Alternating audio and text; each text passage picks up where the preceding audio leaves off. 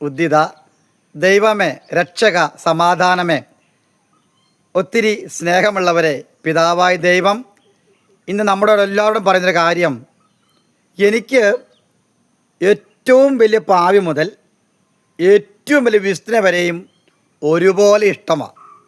എന്താണെന്ന് ചോദിച്ചാൽ, ഈ ലോകത്തിലെ എല്ലാവരെയും സ്നേഹിക്കാൻ പഠിപ്പിച്ചവനും അതുപോലെ തന്നെ ഈ ലോകത്ത് ജീവിക്കുമ്പോൾ തന്നെ സ്വർഗത്തിലൂടെ ജീവിച്ച് അവസാനം നിത്യഭാഗ്യത്തിലേക്ക് എത്തിച്ചേരണമെന്ന് പഠിപ്പിച്ചവനും ഒരൊറ്റ ദൈവമാണ് കർത്താവായ ക്രിസ്തു. ആ ക്രിസ്തുവിന് എല്ലാവരെയും ഒരുപോലെ സ്നേഹമായിരുന്നു.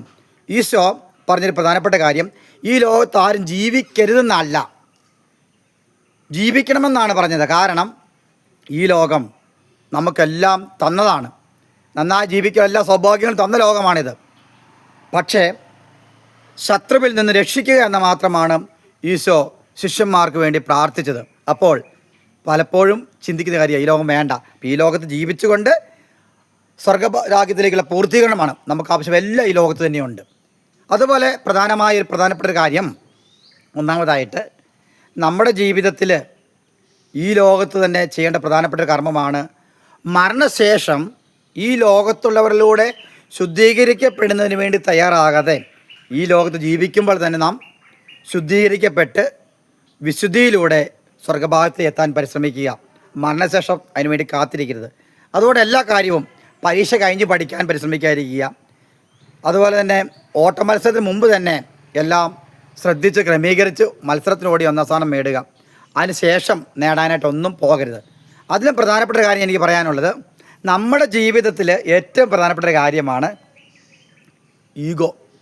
എന്ത് കാര്യം ചെയ്യുമ്പോഴും പലരും ആഗ്രഹിക്കുന്നൊരു കാര്യം എന്താ, അത് എൻ്റെ കഴിവ് കൊണ്ടാണ് നടന്നത്, ഞാൻ പരിശ്രമിച്ചുകൊണ്ടാണ് അത് വിജയിച്ചത്, ഞാൻ പരിശ്രമിച്ചുകൊണ്ടാണ് നടന്നത്, ഞാൻ പരിശ്രമിച്ചുകൊണ്ടാണ് അവൻ രക്ഷപ്പെട്ടതെന്നൊക്കെ പറയും. അത് വലിയൊരു സാത്താൻ്റെ തന്ത്രമാണ്.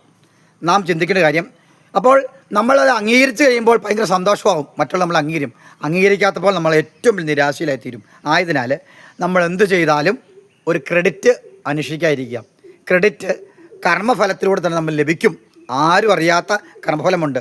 കർമ്മഫലം എന്ന് പറയുമ്പോൾ നമ്മൾ ചെയ്ത കർമ്മങ്ങൾ ആരും അറിയാതെ തന്നെ അത് നമ്മുടെ പ്രാർത്ഥനയിലൂടെ കർമ്മപ്രവർത്തനം ചെയ്യുമ്പോൾ, അല്ലെങ്കിൽ മന്ത്രപ്രവർത്തനങ്ങൾ ചെയ്യുമ്പോൾ, അല്ലെങ്കിൽ പ്രാർത്ഥിച്ചു കഴിയുമ്പോൾ ആ കർമ്മഫലം നമുക്ക് ലഭിക്കും. അതിനുവേണ്ടി ആര് ക്രെഡിറ്റ് അന്വേഷിക്കണം. ക്രെഡിറ്റ് അന്വേഷിച്ചാൽ പോയാൽ നിരാശയായിരിക്കും നമ്മുടെ ജീവിതത്തെ എപ്പോഴും പിന്തുടരുന്നത്. അതിനാൽ ഇത്തരം കാര്യങ്ങൾ ശ്രദ്ധിക്കുവാൻ പിതാവായ ദൈവം നമ്മൾ ആവശ്യപ്പെടുന്നു. ദൈവം ഇക്കാര്യങ്ങൾ ശ്രദ്ധിച്ച് വളരുവാൻ എല്ലാവരും സമർത്ഥമായി അനുഗ്രഹിക്കട്ടെ എന്ന് പ്രാർത്ഥിക്കുന്നു.